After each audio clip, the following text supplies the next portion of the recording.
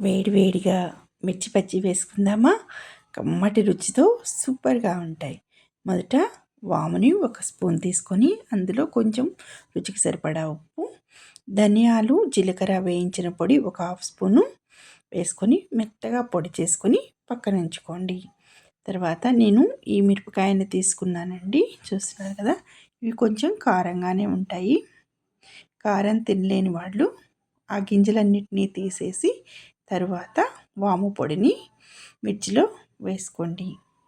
ఈ విధంగా వేసుకొని పక్కన ఉంచుకోండి. మనకి ఎన్ని కావాలి అన్నీ తయారు చేసుకొని పక్కన ఉంచుకోండి. ఇలా తయారు చేసుకున్న తర్వాత ఒక 2 కప్పుల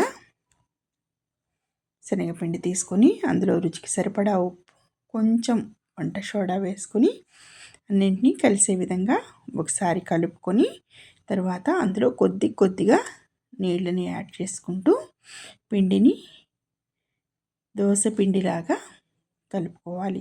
పిండి ఎలా రెడీ అవ్వాలని అంటే, మనం ఒక ఏలు ముంచితే ఈ ఏలుకి కొద్దిగా పిండి అలా అంటుకునే విధంగా ఈ విధంగా అంటుకోవాలండి. అప్పుడు పిండి పర్ఫెక్ట్గా వచ్చినట్టు.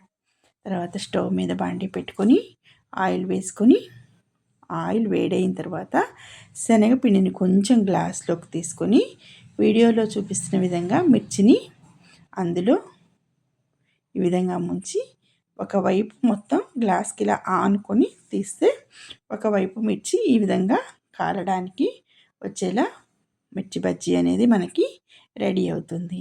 చూస్తున్నారు కదా, లైక్ చేయండి, షేర్ చేయండి, సబ్స్క్రైబ్ చేయండి.